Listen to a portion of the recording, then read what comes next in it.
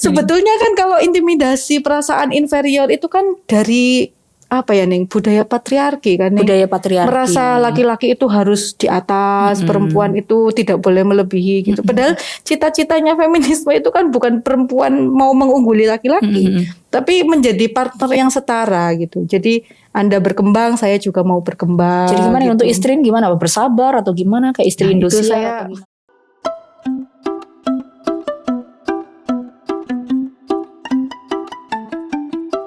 Selamat datang Ning Iva. Iya nih. Padahal tak proyeksikan Ning Iva adalah perdana yang mengisi podcastku loh. Tapi selalu ada alasan. Ada aja alasan. Sudah kesini pun itu juga nggak sempat untuk podcast. Iya betul. Iya. Mohon maaf ya Ning ya. Iya.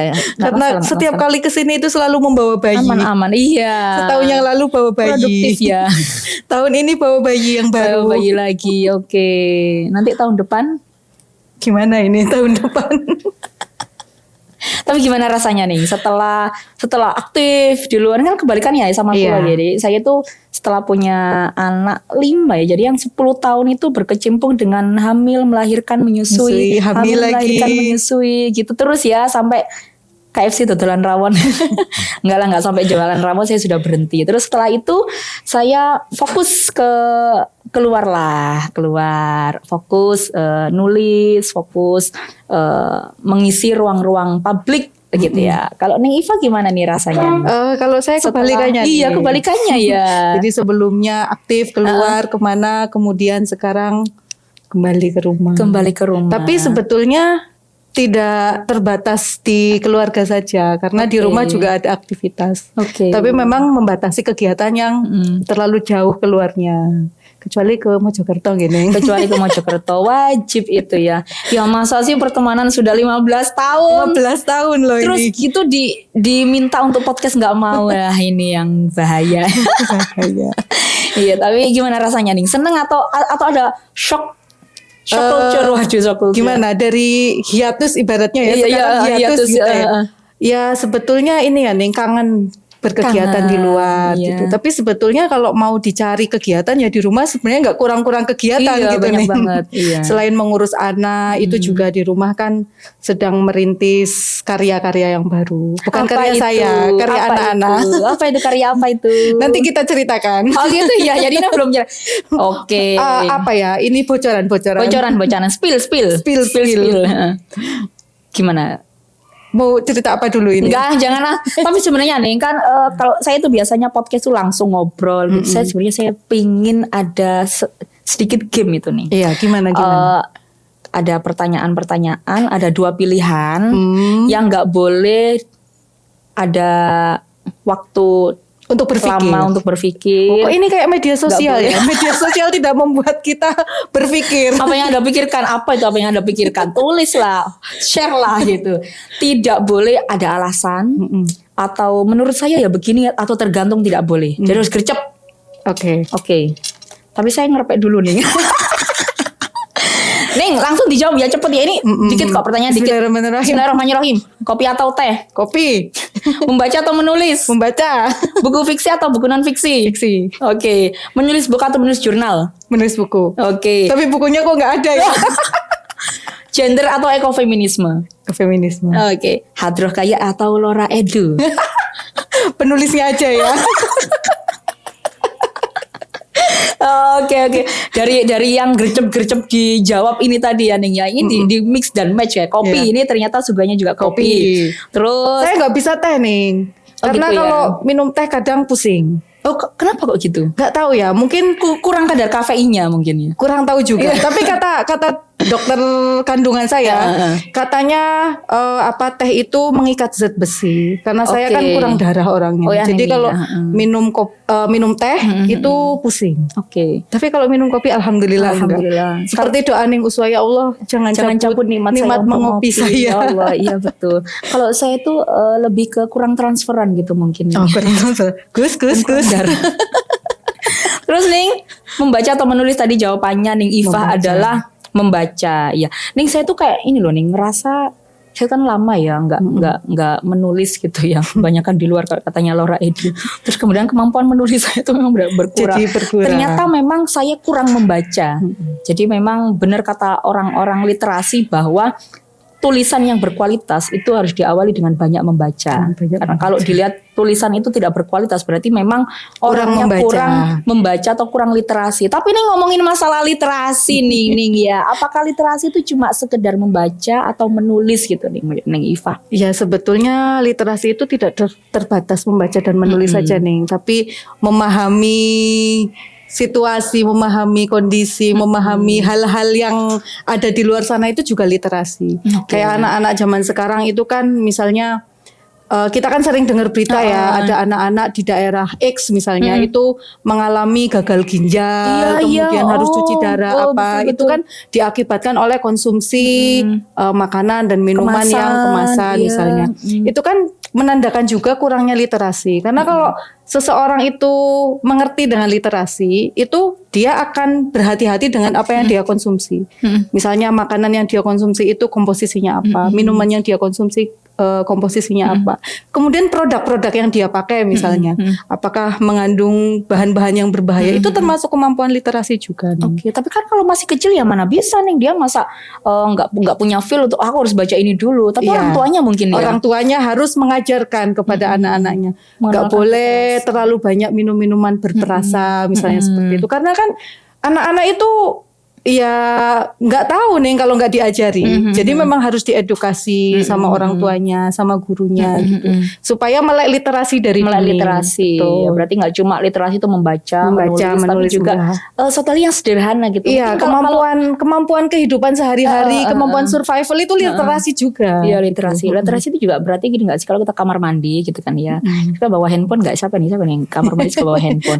Tapi kalau nggak bawa handphone tuh kayak kita klik gitu. Akhirnya semuanya kita baca, kita ingredient dari shampoo kita baca apa gitu dibaca gitu ya. Bahkan kalau ibu kita dulu namanya deluang gitu ya, bungkusnya Lombok, bungkusnya Brambang gitu ya, sekarang masih ditemui kok Ning, misalnya sekarang nggak ada. Sekarang ada Ning, apa itu kacang rebus di alun-alun. Oh iya kacang rebus iya. Bungkusnya koran gitu. Iya, tapi di Kula itu sekarang ini Ning pakai kresek sih. Pakai kresek. Iya, kan Neng Iva sekarang juga apa ya, concern di ekofeminisme ya Ning. Apa sih sebenarnya bukan concern juga ya Ning, lebih ke merasakan keresahan gitu. Karena di tempat tinggal saya itu di Sumeneb itu ya Ning, itu kan dekat dengan sungai nih. Di belakang pondok itu ada sungai yang dulu itu sungainya sangat jernih, sangat indah. Itu saya dengar cerita dari orang-orang dulu di sana.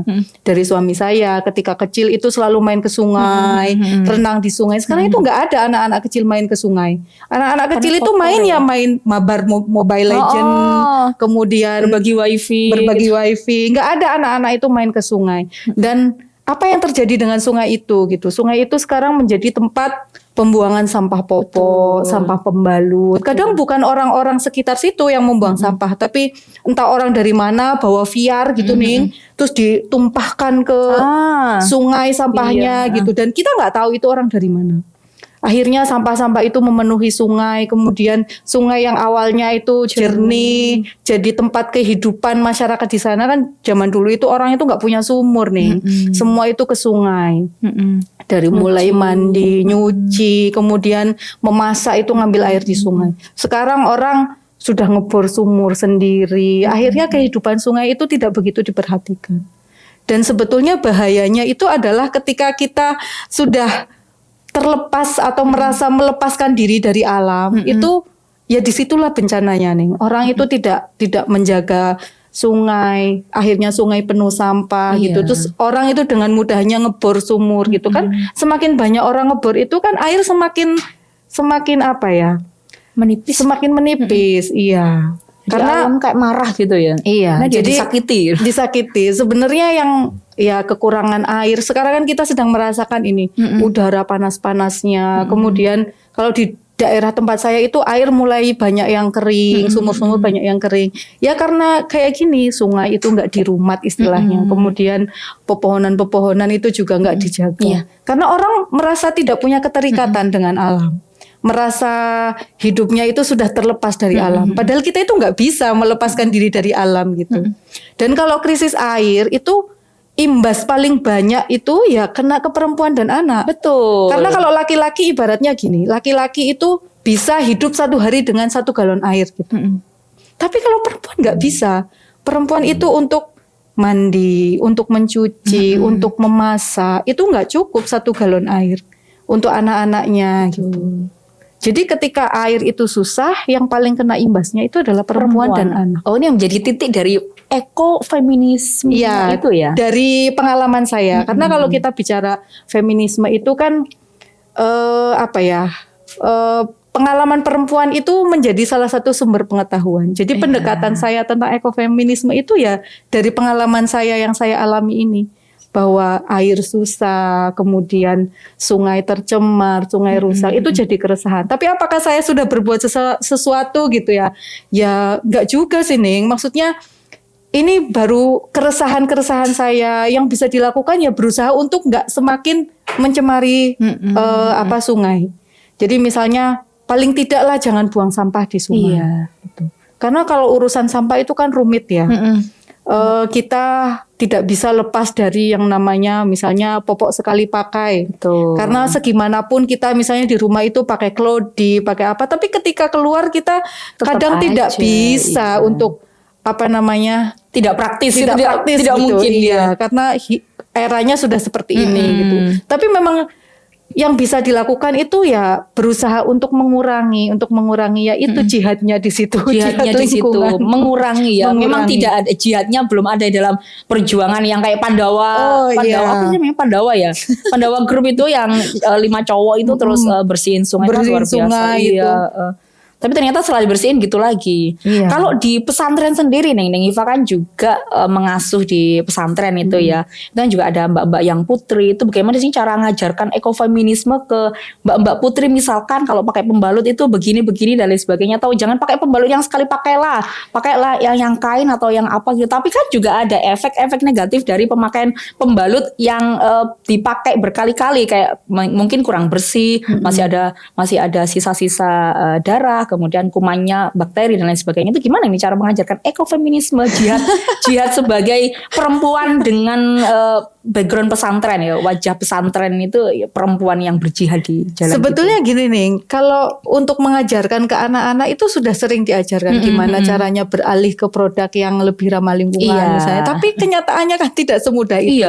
Anak-anak itu lebih milih yang praktis gitu loh nih, karena mereka tidak merasakan imbasnya dalam saat ini juga. Nanti kan ada tukang. Nah, misalnya gini, kekeringan air kan nggak saat ini juga mereka rasakan. Atau misalnya bencana alam kan nggak saat ini juga mereka rasakan. Ketika kita bicara sekian tahun yang akan datang, sekian tahun, itu terlalu jauh untuk mereka gitu nih. Jadi kalau bicara lingkungan itu sesuatu yang mudah-mudah susah gitu. Karena tidak terjadi saat ini juga gitu. Orang merasa bahwa itu masih nanti gitu. Misalnya anak cucu kita nanti akan kesusahan air, itu kan masih nanti gitu. Tidak saat ini juga gitu. Jadi itu tidak menakutkan untuk mereka. Gitu. Apa kita kan mewariskan anak cucu kita? Itu kan urusan sesuatu. Gitu kan. Betul, tidak di depan mata. Yang di depan mata itu kan gimana caranya ketika haid misalnya cepat tidak tembus, tidak repot. Itu kan yang di depan mata. Jadi orang itu mencari solusi yang praktis. Nah, memang di situ susahnya, tantangannya memang di situ. Tapi yang dilakukan Neng Iva sendiri untuk mengedukasi mereka? Ya, sejauh ini baru di tahap edukasi, Neng. Karena memang untuk sampai ke mengubah kesadaran itu butuh proses yang panjang dan lama sekali. Kayak misalnya beli jajan, kalau bisa jangan beli jajan yang pakai bungkus plastik, bawa bungkus sendiri dari kamarnya gitu. Itu sudah selalu di sounding istilahnya, tapi kenyataannya kan tidak mudah itu nih. Tidak mudah. Kemudian juga misalnya penggunaan air mineral gitu, kalau bisa itu pakai yang tumbler besar, gitu, jangan yang kecil-kecil nanti banyak sampah. Sampo misalnya, jangan yang sasetan, beli yang besar supaya mengurangi sampah. Karena sebetulnya hal-hal kayak gini itu kan butuh kerjasama dari banyak pihak nih. Kalau misalnya cuman ke santri saja itu nggak bisa juga, apalagi kalau misalnya providernya gitu, tokonya itu menyediakan yang praktis itulah, gitu. iya, Sementara betul. orang kan maunya yang praktis gitu. Seandainya mungkin kalau disediakan ada dispenser sampo, dispenser sabun, itu akan lebih enak gitu.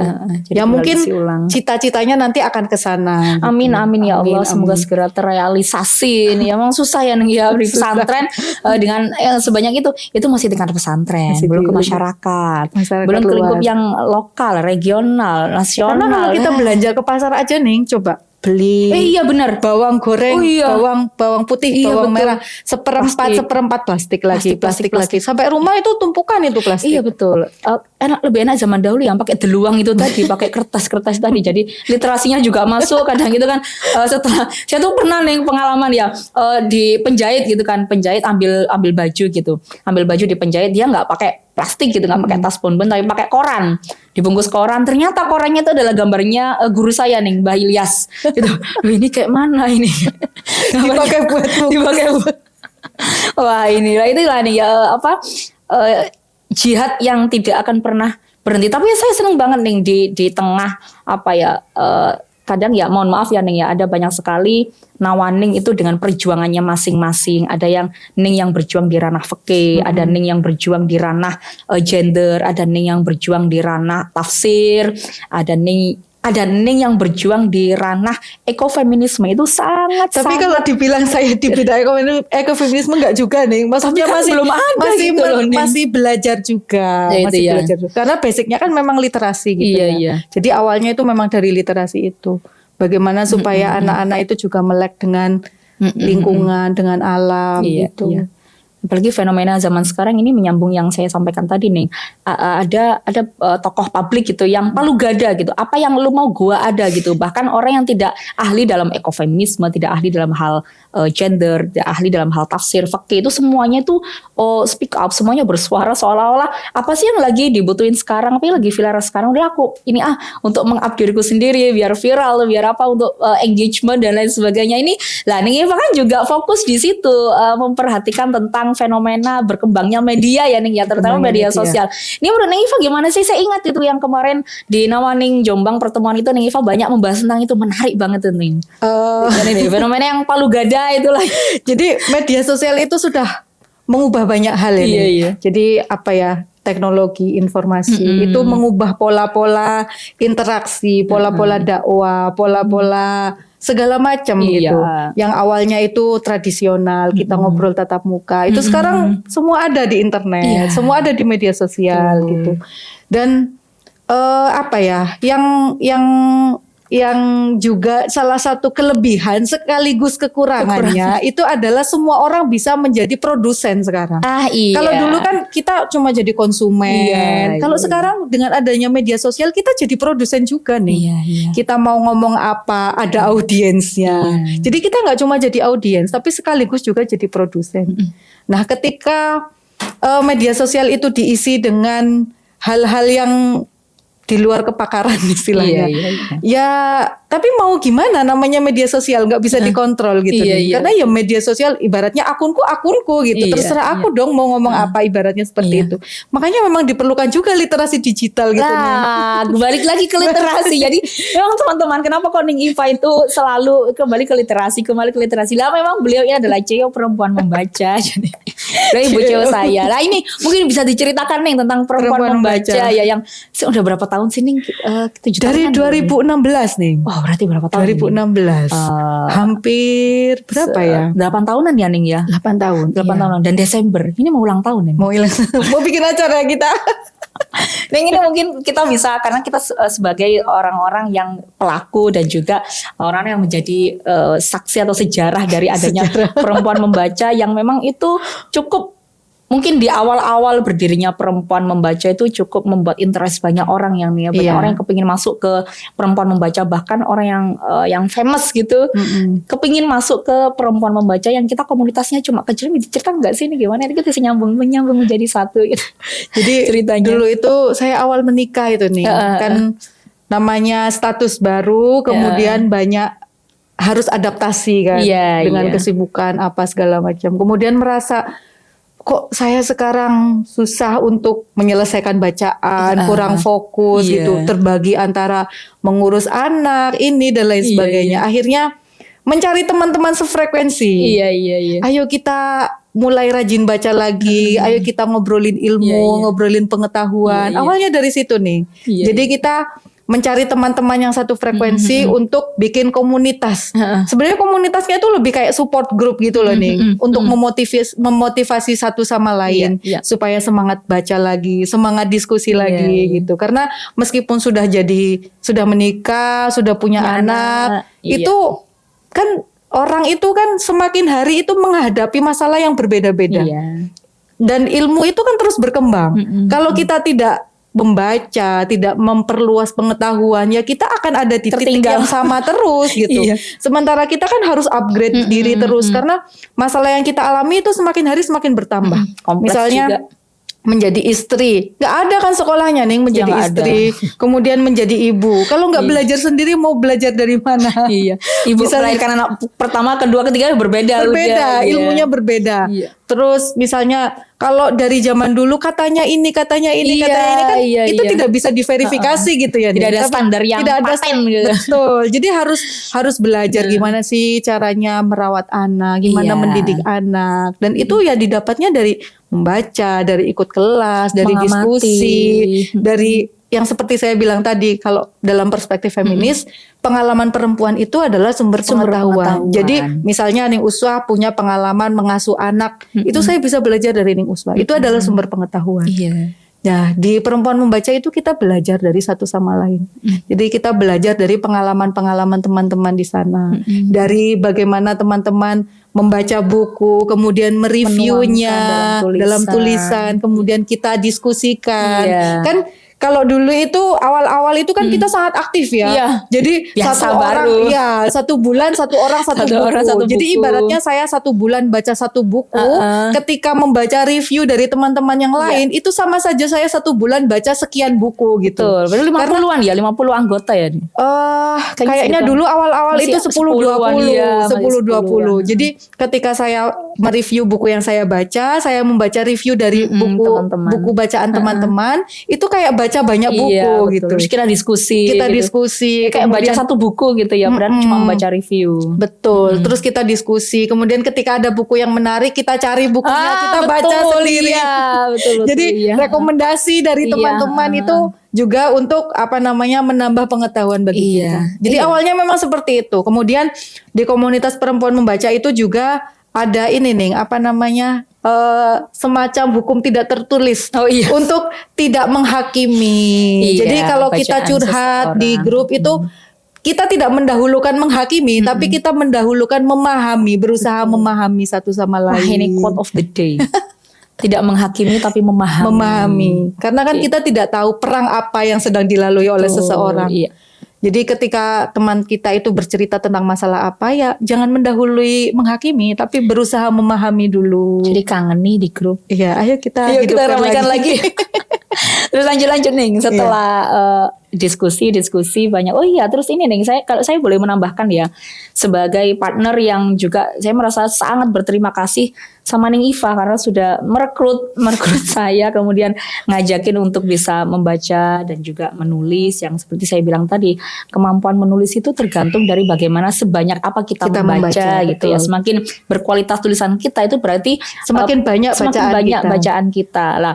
Terus nih setelah Ning Iva mengakomodir seluruh teman-teman member yang ada di grup untuk nulis review 1 bulan sekali 1 buku, dan itu Ning Iva ingat gak sih ada yang review komik, ada yang review buku masakan. Itu. Yang gak di review tuh cuma buku nikah loh Ning. Buku tabungan betul, buku rekening ya. Buku resep masakan, komik, kemudian apa lagi ya? Buku cerita anak banyak nih. Betul. Saya dapat banyak juga ada. Dapat banyak rekomendasi buku anak itu justru di perempuan membaca. Iya, betul ya. Luar biasa pengetahuan. Benar kan dia? Pengalaman perempuan itu menjadi sumber pengetahuan bagi perempuan yang lain. Ini banyak quote of the day nih. Nanti bikin quote gitu dari Ning Iva. Lah terus ini nih setelah Ning Iva mengumpulkan banyak orang. Saya dulu suka banget nulis di blog gitu kan. Jadi saya merasa yang ditulis teman-teman di review teman-teman itu nanti akan hilang. Nanti HP-nya ganti misalkan atau nomornya ganti itu nanti hilang yang sudah ditulis. Akhirnya Kulo berinisiatif untuk membuat di website iya. itu. Jadi ini nih bidannya website perempuan membaca. Dan ada suami yang membantu untuk mendesain dan juga kode-kode blog untuk mempercantik perempuan membaca.com gitu ya, teman-teman bisa membuka untuk referensi ya meskipun buku. Mungkin sekarang banyak sarang laba-labanya. Iya betul, nanti kita bersih-bersih. Nanti kita bersih-bersih. Ya di situ. Terus Neng dan itu berjalan sampai sekarang ya Neng ya. Iya. Jadi, meskipun sekarang itu nggak terlalu aktif nih karena membernya mulai. Nah ini gara-gara Neng Iva ini. Ini enggak nih, ini sudah mulai sibuk sendiri-sendiri. Karena orang-orang perempuan membaca itu hebat-hebat loh nih. Ada yang punya penerbit. Jadi enggak, kalau semuanya tuh juga hebat. Tapi kalau enggak ada yang ngobrain ini Iva, semuanya bakal mati. Ini pentingnya leader. Pentingnya ini saya belum mampu ini jadi leader. Enggak, bukan belum. Dan ini menariknya teman-teman, Ning Iva itu adalah founder dari Perempuan Membaca. Beliau itu Bu Ceo ya kalau kita manggil Bu Ceo Perempuan Membaca.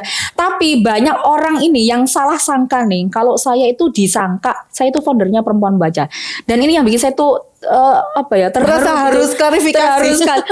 Merasa terharu sekali karena Ning Iva itu tidak pernah kaur-kaur. Itu bukan uswah itu, tapi itu saya yang tidak pernah seperti itu. Berarti Neng ngapunten ini loh salah kok, saya yang foundernya bareng kan Ning Iva. Dan mesti kalau klarifikasi ngapunten, maaf ini foundernya itu Ning Iva bukan saya. Saya itu cuma admin website. Dan itu Ning Iva tidak merasa citranya sebagai founder yang asli ternodai. Ini gimana kok bisa karena ini? Saya tidak merasa Perempuan Membaca itu punya saya. Gitu itu ya? Punya kita semua nih. Jadi silahkan, kalau saya senang kalau ada orang merasa memiliki Perempuan Membaca. Itu jadi semuanya, itu milik bersama, bukan milik saya satu-satunya gitu nih. Tapi ini milik kita bersama. Jadi mari kita rawat bersama. Kita openi lagi. Iya, jadi ini yang bikin betah lah pertemanan, persahabatan yang tidak saling mendahului atau saling berkompetisi. Saya tuh ingat banget. Apa sih Ning berkompetisi? Ning Iva itu selalu bilang bukan saatnya kita itu berkompetisi tapi berkolaborasi. Itu menjadi itu mindset saya banget. Yang kalau saya naik ke panggung itu Ning Iva yang tepuk tangan gitu. Saya tuh seneng banget. Ya pokoknya membanggakan sekali pokoknya sama Ning Iva.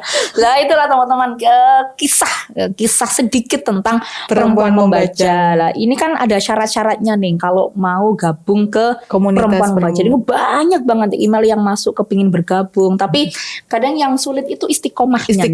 Iya, di mana-mana itu yang berat memang istiqomahnya nih. Sudah bergabung gitu. Tapi nanti kalau Ning Iva sudah turun ke grup, mana ini setoran reviewnya, ayo di share gini. Takut yang lain yang mau balas. Yang lain itu gue apa ya, jadi saingan yang sehat gitu lah. Iya, persaingannya sehat. Iya, saya mau Ning Iva udah sekian puluh nih, saya kok masih segini, ayo nambah lagi review. Yang paling rajin tuh nih Aida. Oh iya, sampai Ning sekarang Aida itu sampai sekarang itu rajin banget.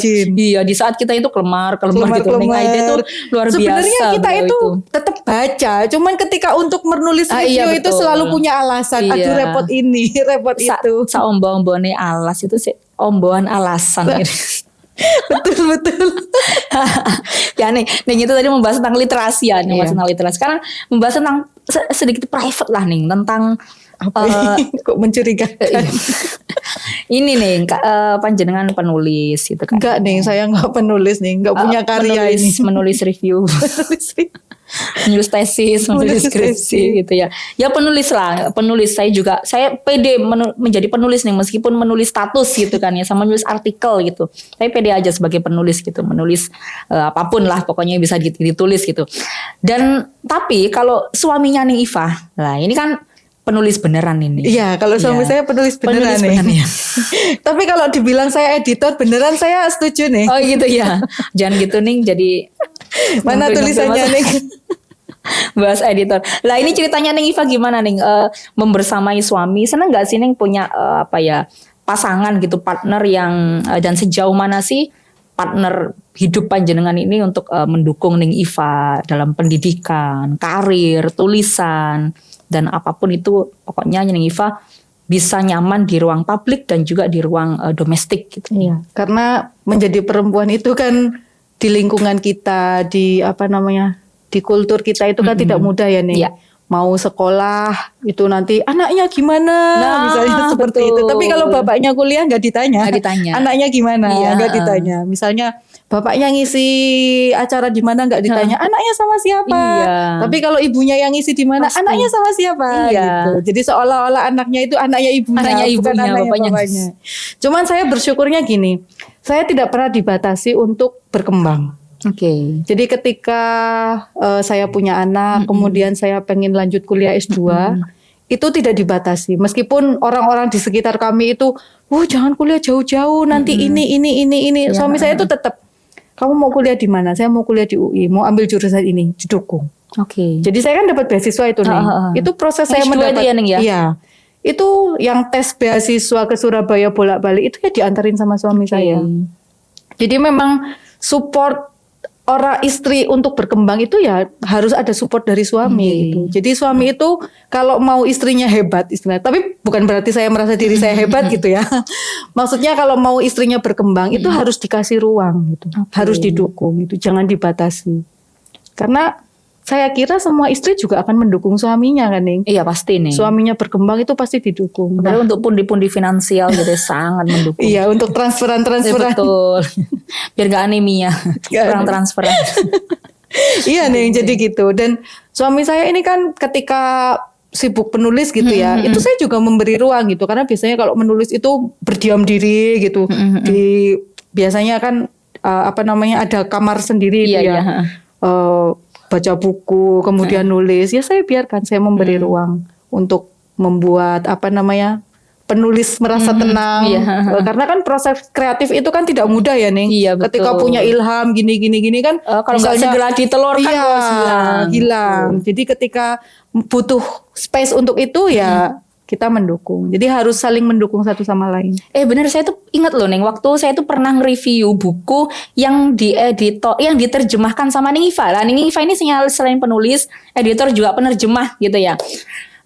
Apa sih namanya judulnya? Clock. The Baghdad Clock. The Baghdad Clock gitu. Saya nulis review itu diterjemahkan sama Ning Iva. Terus saya share di media sosial. Itu dikomentari sama Laura Edu, katanya buku ini itu bau bedak sama minyak telon karena waktu nerjemahin buku ini itu sambil ngasuh anak sambil teriak-teriakannya anak gitu. Wah, ini luar biasa banget ya bisa. Jadi dia menjadi saksi gitu ya bahwa istrinya itu berjihad banget untuk bisa memberdayakan dirinya sendiri di dalam hal literasi. Semua hal sepertinya kayak saya Ning Iva itu adalah literasi berjalan gitu ya. Terlalu berlebihan ya.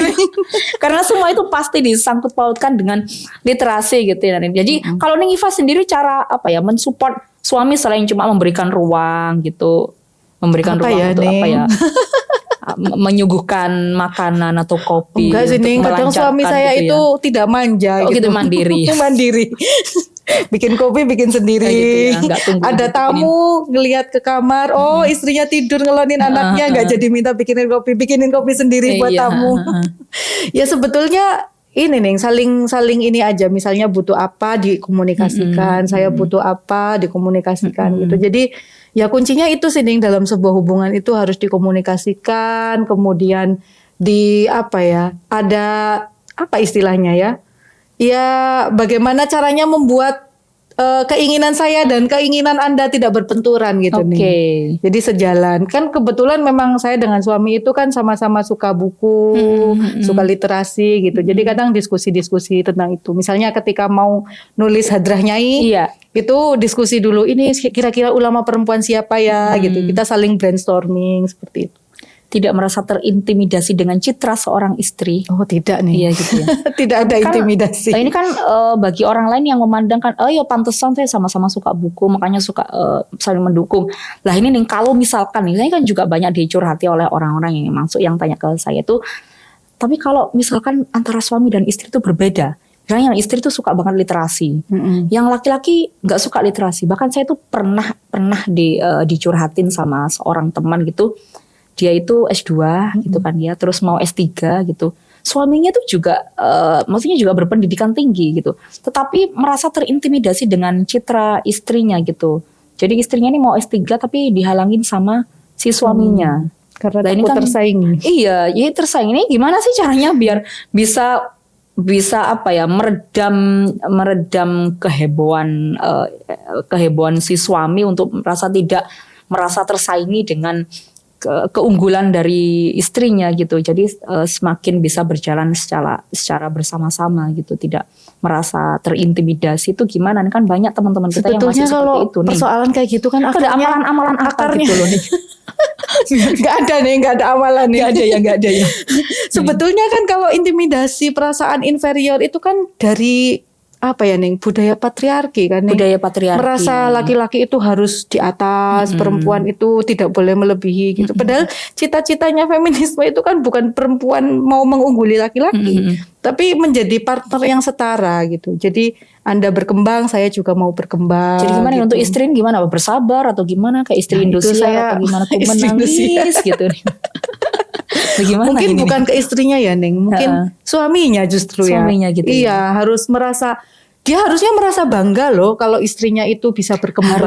Harusnya. Iya, istriku loh bisa berkembang, istriku loh berpendidikan gitu. Jadi itu justru menjadi kebanggaan buat dia. Iya. Bukan membuat dia semakin kecil gitu, tapi itu justru membuat dia semakin besar gitu. Karena ya harusnya kan bangga kan, kayak misalnya suami saya itu lulus S2 UGM misalnya, kan saya bangga nih. Bangga. Nah, hal yang sama itu juga harusnya terjadi ketika istri itu mendapatkan achieve sesuatu gitu. Itu suami harusnya bangga, ya, bukan merasa gitu ya. inferior. Itu istri gue dapet yang gitu kan. Iya, gitu jadi ya. harus saling bangga dengan pasangan masing-masing. Aneh nih berarti. Jangan bangga dengan pasangan orang lain. Itu kan aneh. Gitu. Aduh.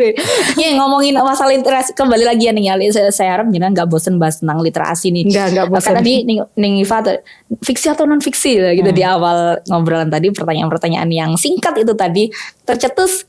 Ning Iva lebih suka yang fiksi ya. Ini kebalikan saya nih. Saya tuh kayak susah kurang menikmati. Iya, kurang menikmati yang fiksi gitu. Itu pun saya tuh jarang banget baca buku yang fiksi, apalagi dulu kan sempat gembor-gembor viral banget buku novel Islami yang ayat-ayat cinta, ketika cinta bertasbih, terus pudarnya pesona Cleopatra, terus apa ya? Jadi itu baca tuh kayak biasa aja gitu. Terus kan membebek tuh akhirnya yang ayat cinta, terus ada tasbih cinta, ada apa cinta gitu ya, dan banyak sekali.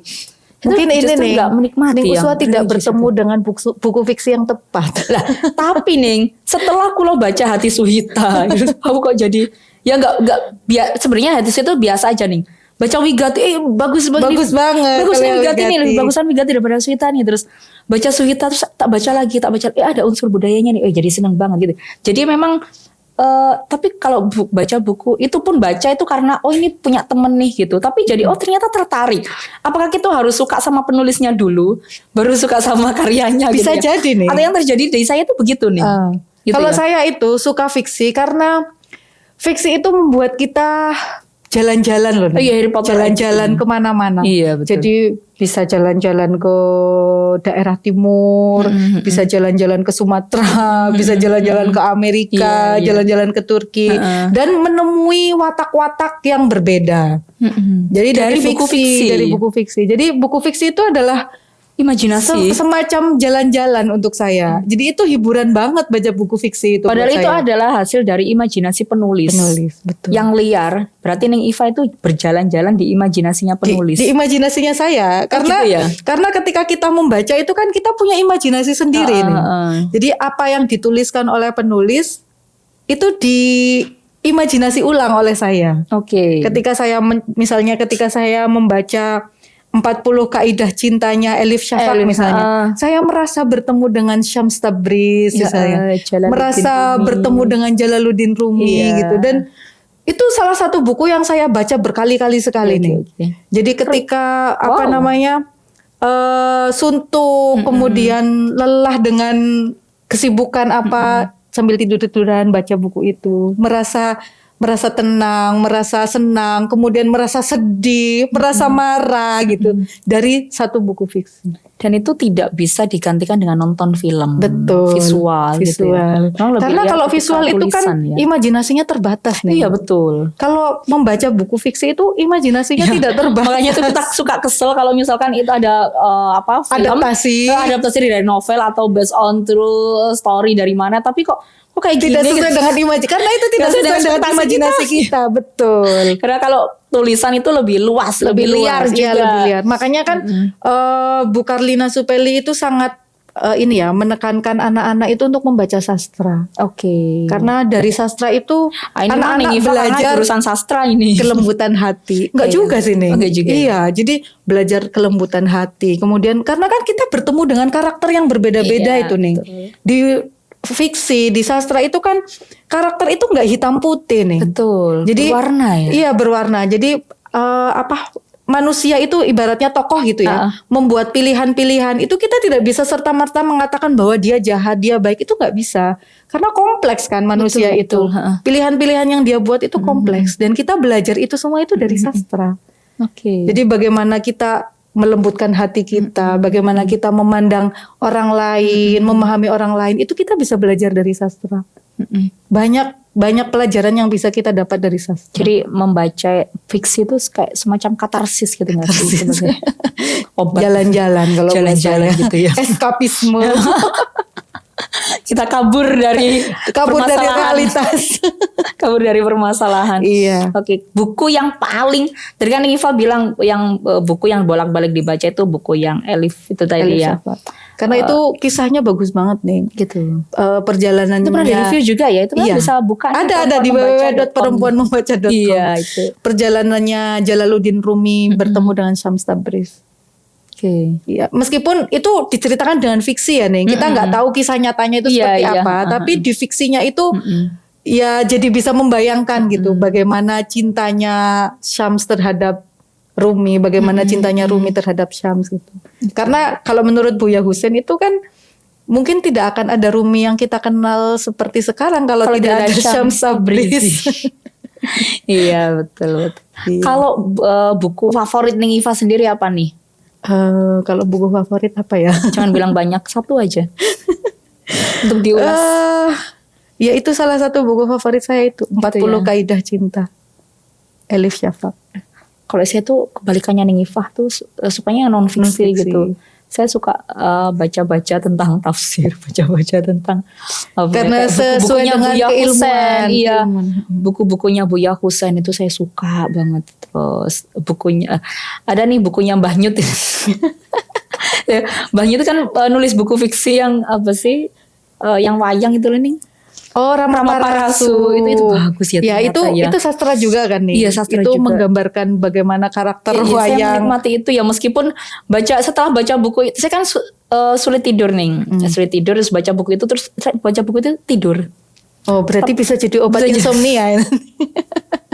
Tapi setelah bangun itu ngingat-ngingat kembali, oh ternyata Rama Parasu itu keren banget ceritanya, menceritakan karakter seseorang yang relate sampai zaman sekarang. Ada penguasa yang zalim, ada rohaniawan itu yang terlalu fokus terhadap dirinya sendiri sampai mengeluarkan keluarga dan juga masyarakatnya. Ternyata baca fiksi itu menarik. Gambaran betul, dari kehidupan kita. Saya bisa merasakan itu ketika baca itu Rama Parasu itu nih. Tapi itu tadi kembali lagi saya bukan menjadi yang hobi banget gitu baca fiksi, tapi saya lebih menikmati yang non fiksi, baca non. Saya juga bukan berarti nggak baca non fiksi, saya baca non fiksi juga. Iya itu percaya deh. Tapi memang kebanyakan buku-buku yang direview sama Ning Iva itu buku-buku yang fiksi-fiksi. Tapi kelihatan loh Ning pembawaannya Ning Iva itu tenang gitu kan, nggak ngereok, nggak tantrum gitu kan, apalagi di masa-masa di media sosial yang lagi panas-panasnya kayak sekarang itu kayaknya butuh deh mengistirahatkan pikiran dengan membaca gitu ya. Karena media sosial itu kan arusnya sangat cepat nih. Kita itu seperti tidak dikasih jeda untuk berpikir. Selalu ada informasi baru, berita baru. Dan itu kayak banjir gitu. Kita itu kepenuhan informasi gitu. Dan gak dikasih waktu untuk mencerna gitu loh. Dan yang dialami oleh generasi-generasi setelah kita itu ya ini. Jadi banjir informasi, mereka tidak punya kecakapan literasi digital, mudah percaya berita bohong, mudah percaya hoax. Ya akhirnya ya jadi nggak karu-karuan gitu nih. Betul. Makanya kemampuan untuk cross check terhadap apapun yang kita baca itu penting. Betul. Jadi kemampuan untuk berpikir kritis, kemampuan untuk meragukan segala sesuatu. Karena tidak semua yang kita baca di media sosial itu adalah 100% fakta. Betul. Gitu. Kita harus mencari tahu kebenarannya gitu. Apalagi berkaitan dengan tahun politik kayak sekarang. Betul. Capek banget. Iya, semua orang kan pasti ingin calonnya itu menang. Gitu kan. Jadi kita nggak boleh percaya 100% gitu. Harus cross check mana yang benar. Apalagi ketika itu menjelekkan orang lain. Menjelekkan kampanye kepercayaan orang lain misalnya. Itu kita harus cross check. Jadi kalau di dalam media sosial itu kita berusaha untuk menghindari kebencian. Menghindari permusuhan. Apalagi carut marut sekarang apalah perpecahan apa, perdebatan apa, permusuhan apa. Kadang kan orang menggunakan kalimat-kalimat makian apa dan lain sebagainya. Yang itu jauh sekali dari inti dari perdebatannya misalnya. Dan itu kita nggak bisa mengontrol itu nih. Di media sosial itu karena semua orang bebas bicara apapun di media sosial dan kita nggak bisa mengontrol gitu. Kita nggak bisa membatasi. Kamu jangan gitu dong, nggak bisa nih. Karena satu orang ditegur, kamu jangan hate speech dong. Yang lain banyak juga dong yang hate speech, yang rasis itu banyak juga gitu. Jadi memang harus kita edukasi ke orang-orang terdekat kita bagaimana supaya tidak tergerus arus gitu. Jadi gitu ya nih ya, media sosial itu memang kayaknya memang sih orang itu nggak diketahui karakternya secara langsung, tapi kita bisa spill gimana aslinya orang itu lewat media sosial. Lewat ketikan-ketikannya. Lewat postingan-postingannya. Iya, sekarang kan makanya banyak jejak digital jejak itu. digital. Banyak banget kan kayak di sini pun itu juga diberlakukan. Mereka di pesantren ya. Guru mau masuk ke sini, kita cek media sosialnya. Kok dia kedapatan kok sekolahannya dulu tiap tempat dia ngajar kok dijelek-jelekin, ya sudah kita tolak. Iya, gitu kan. Jejak digital abadi. Makanya hati-hati. Hati-hati nih ya. Iya. Jadi kan ya karena kalau dulu kan mulutmu harimaumu, sekarang jempolmu adalah harimaumu. Iya, betul, harus berhati-hati ya. Jangan kita juga nggak tahu kita mau jadi apa beberapa tahun kemudian. Harus penuh kesadaran. Kalau mau posting apapun, kesadaran bermedia sosial. Iya, mau posting apapun, mau berkomentar apapun itu dipikir dulu gitu loh. Jangan mentolo-ngetik. Misalnya ada sesuatu yang memancing emosi langsung memaki atau apa. Itu kan nggak dipikir dulu. Betul nih. Jadi kalau kita mau berkomentar atau mau memposting sesuatu itu harus punya kesadaran. Apakah yang saya posting ini tidak menyakiti orang lain, apakah punya manfaat? Paling enggak lah meskipun tidak bermanfaat gitu ya, tapi tidak menyakiti orang lain, betul. Harus punya kesadaran. Punya kesadaran nih ya. Ya Allah, iya, hati-hati teman-teman. Jempolmu harimaumu. Neng ngomongin yang tadi Neng, ini tadi kan masih di-spill dikit-dikit Neng. Karyanya ini apa sih Neng? Jadi kan ini saya punya anak ya tahun lalu punya bayi, tahun ini punya bayi lagi. Akhirnya waktu untuk di rumah itu kan semakin banyak gitu kan. Mau ngapain di rumah? Ya akhirnya ini nih kita punya inisiatif untuk bikin batik tulis sama anak-anak santri. Itu desainnya itu ngambil dari manuskrip, dari kitab. Kitab jadi, apa itu nih? Leluhurnya suami saya itu punya warisan kitab gitu. Kitab macam-macam, ada yang apa namanya, yang membuat saya terheran-heran itu ya Ning. Itu kan kalau nggak salah tahun 1900 atau 1800 berapa gitu ya Ning. Itu ada korespondensi dengan bahasa Cina, kemudian dengan bahasa Melayu, meskipun hurufnya pegon gitu Ning. Itu menandakan bahwa sebetulnya leluhur kita di desa sana itu orang-orang terpelajar gitu nih. Karena nggak mungkin kan kalau orang tidak terpelajar itu bisa berkorespondensi dengan bahasa yang bukan bahasa situ gitu misalnya. Meskipun hurufnya huruf pegon. Nah, kitab-kitab yang ditemukan, kitab-kitab leluhur namanya itu Agung Abdillah. Menurut cerita Agung Abdillah ini adalah cicitnya Agung Sumi. Agung Sumi ini cucunya Sunan Giri. Kok kayak Gong Sumi gitu? Iya, nah itu akhirnya nama batiknya itu brandingnya itu Gung Sumi, mengambil nama dari neneknya Agung Abdillah itu. Nah menurut cerita Nyai Sumi ini adalah cicitnya Sunan Giri yang melarikan diri dari Giri Kedaton ke Sumenep. Karena saat itu di Giri itu ada perang. Akhirnya Gung Sumi ini menyelamatkan diri ke Sumenep, menikah dengan orang sana, kemudian menjadi mursyid Thorikoh. Thorikoh Syatariah, kemudian mengajar Al-Quran ke masyarakat gitu, dan melahirkan salah satu cucunya itu Agung Abdillah yang mewariskan kitab-kitab di rumah apa ya, kalau di sana itu istilahnya patobin, rumah leluhur gitu.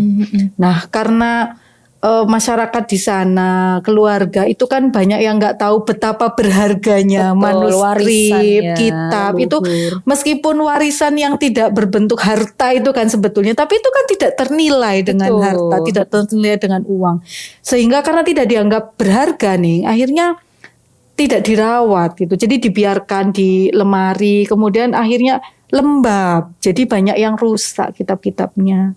Akhirnya sekitar 2 tahun yang lalu kalau tidak salah itu suami saya itu bekerja sama dengan Dreamsea, dengan BRIN itu digitalisasi naskah-naskah yang bisa diselamatkan itu digitalisasi. Tapi bisa diperbaiki nggak nih, kayak apa? Kalau diperbaiki kayaknya susah itu nih, karena biasanya bahasanya ini apa ini menyerahkan atau apa dengan susah ya. Banyak kitab-kitab yang rusaknya parah, rusaknya parah. Jadi misalnya kalau bolongnya sedikit itu mungkin kita masih bisa tahu ini maksudnya apa. Tapi kalau bolongnya di tengah kemudian di pinggir kan susah. Wah ini pasti senang banget ini leluhur ini. Iya. Terus dibikin batik. Iya, jadi batiknya tulisan. Batik enggak nih, gambar. Jadi di kitab-kitab peninggalan Agung Abdillah itu ada iluminasi, gambar-gambar daun, bunga gitu, dan ada wayang. Gambar wayang yang seumur hidup saya belum pernah lihat wayang seperti itu. Dan kalau dari cerita suami saya mungkin itu adalah wayang asli Bilapora gitu. Jadi wayang asli di sana. Yang yang dulu mungkin pernah ditayangkan atau diceritakan kepada masyarakat sebagai salah satu media dakwah mungkin. Gitu. Kalau tebakannya seperti itu. Nggak kepingin membuat versi yang terbaru menerjemahkan dari manuskrip itu? Sebenarnya ada keinginan, cuman belum sampai ke sana. Ini kayaknya harus podcast sama Lora Edo ini. Oh iya, mari kita agendakan. Apa next setelah ini atau gimana? Bisa kita bicarakan. Tapi balik lagi nih ke batik ini. Batiknya gimana? Inisiasi batik ini tuh sebetulnya sudah dari zaman COVID itu. Jadi ketika zaman COVID itu kan anak-anak itu tidak punya aktivitas di luar karena social distancing lah segala macam. Akhirnya kita waktu itu bikin batik Ika Celup awalnya. Batik Ika Celup kerjasamanya dengan UI. Dengan DPPM UI. Nah kemudian apa itu nih DPPM? Direktorat Pemberdayaan Kebudayaan gitulah intinya. Pengabdian masyarakat. Pengabdian masyarakat dari UI. Nah batiknya itu kita jual di UI. Jadi di UI Store kalau teman-teman itu datang ke UI, ke perpustakaan UI itu ada UI Store, di situ ada batiknya Gung Sumi. Oh gitu. Iya. Dalam bentuk ini ya, apakah? Enggak dijual di sana. Jadi ada semacam stand gitu yang jual Gung Sumi di UI Store. Itu bentuknya apa sih nih batiknya itu? Batiknya itu kain atau? Iya, kain ikat celup. Awalnya produk pertamanya itu ikat celup itu. Nah, produk keduanya itu adalah yang batik tulis ini. Itu yang bikin mbak-mbak santri? Iya, mbak-mbak santri. Jadi mereka belajar batik, pakai malam, kemudian mewarnai gitu. Dan kita berusaha semaksimal mungkin untuk tidak nyampah atau polusi pewarnaan. Jadi kita berusaha supaya pewarnaan itu habis gitu. Jadi yang dipakai sekarang kita pakai lagi besoknya, kita pakai lagi supaya tidak residunya itu tidak dibuang gitu, tidak dibuang ke sungai atau dibuang ke tanah gitu. Jadi kita upayakan seminimal mungkin untuk mengotori lingkungan. Gitu. Itu mengenalkan adik-adik cinta ke budaya itu masuk nggak nih? Banyak aku ngapain sih kan anak santri zaman sekarang ya? Iya kita mengenalkan ini tuh kita melestarikan tradisi. Ini tuh diambil dari kitabnya Agung Abdillah. Siapa sih Agung Abdillah? Jadi kita cerita sejarahnya supaya kan memang inisiatifnya Gung Sumi itu untuk menceritakan tentang leluhur kan, supaya anak-anak di situ itu nggak lupa dengan leluhur desanya gitu. Oke. Orang yang berjuang kan, Gung Sumi itu kan perempuan yang berjuang di bidang pendidikan ibaratnya. Iya. Jadi sudah ketika kalau zaman sekarang kok masih ada yang bilang ngapain perempuan bekerja, ngapain perempuan jadi pengajar misalnya. Loh sudah ada contohnya kok. Leluhur kita ini Nyai Agung Sumi ini itu sudah jadi pendidik. Yang dulu Cicit itu dulu ya, cicitnya Sunan Giri yang melarikan diri dari Giri ke Dato. Ternyata dia di sana menulis. Gung Sumi ini mengajar Al-Quran. Kemudian cucunya cucunya Agung Abdillah. Oke. Tapi nama batiknya itu kita ngambil dari nama neneknya untuk mengabadikan sosok Nyai Agung pionir Sumi. Ya sebagai pionir. Karena kan anak-anak zaman sekarang itu sudah nggak kenal nih. Iya, sudah nggak tahu siapa itu Agung Sumi. Iya. Seperti itu. Iya, tapi berhasil ya nih ya untuk kalau dibilang berhasil kita masih anak berjalan nih. Masih jarang banget itu biasanya ya yang anak pesantren itu diajarkan seperti itu, tapi diajarkan kayak digitalisme kan sekarang. Era digital diajarin cara desain. Ini malah ini unik diajarin batik pakai manuskrip leluhur dari pengasuh pesantrennya. Ini luar biasa. Ya, semoga berhasil ya Ning ya. Mohon doanya. Amin ya Allah. Dan teman-teman kalau mau support santri-santri, mau support pesantren kami, silahkan bisa memborong batik Gung Sumi. Ini di bawah nggak nih contohnya? Enggak di bawah. Tapi nanti bisa dilihat di Instagram kalau sudah marketplace. Oke. Terima kasih, nanti silakan nonton ya teman-teman. Neng Iva sebenarnya itu masih banyak banget yang diobrol. Neng itu nggak kerasa. Kirain cuma 15 menit tadi. Jadi kayak gini, aku nanti ngomong apa aja ya sama Neng Iva, terlalu banyak yang dibahas. Tapi kayaknya itu masih bahas yang sedikit banget gitu, masih 10%, lah. Ternyata sudah hampir satu jam. Iya, semoga lancar semuanya ya Neng ya. Ya Allah, sebagai ibu yang dengan 3 anak yang berdekatan jaraknya, yang 2 dan 3, terus juga mengajar, dan juga besok ada kegiatan di luar ya Ning ya, mengisi ruang-ruang publik. Luar biasa ya. Disupirin suami. Betul, SNI. Apalah saya.